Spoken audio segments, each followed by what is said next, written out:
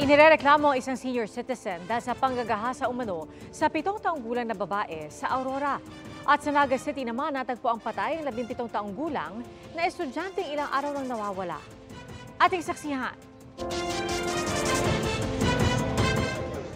Sa isang bakanting lote sa Barangay Libotong, Naga City, nagtapos ang halos isang linggong paghahanap sa 17 anyos na si Rosel Bandojo. Halos hindi na makilala ang biktima dahil naaagnas na ang bangkay na matagpuan noong Biyernes. Huling nakitang buhay ang biktima pasado alas 8 ng gabi noong July 22 matapos bumili ng pagkain sa isang convenience store sa kahabaan ng Peña Francia Avenue. Nakita pa sa CCTV ng barangay na tumawid ang biktima sa kalsada habang pauwi na sana pero hindi na nakabalik pa sa kanilang bahay. Patuloy ang malalimang investigasyon sa krimen at lumabas na rin ang resulta sa ginawang autopsy sa bangkay. Pero circumstantially, we believe sexually abuse. Kasi wala nang underwear.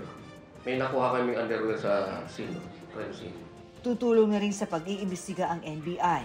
Kung isip mo po nasa likod ka na yung pangyayari sa nagibo sa tugang ko, please makonsensya na kayo at sumuko na kayo ng kusa.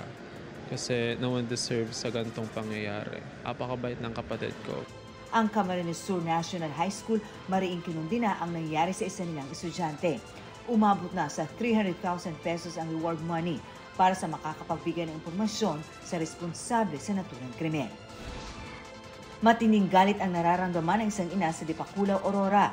Ang kanya kasing 7 taong gulang na anak, ginahasa umano ng isang senior citizen sa bahay nito.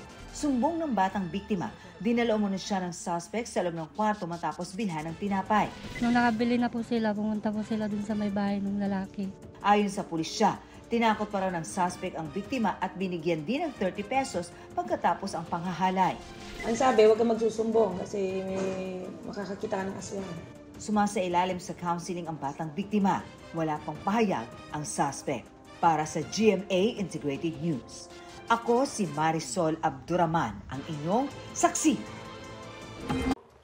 Mga kapuso, saksihan ang unang pasok ng mga balita. Maaaring mapanood ang saksi at ang iba pang GMA Newscast sa youtube.com/GMA News.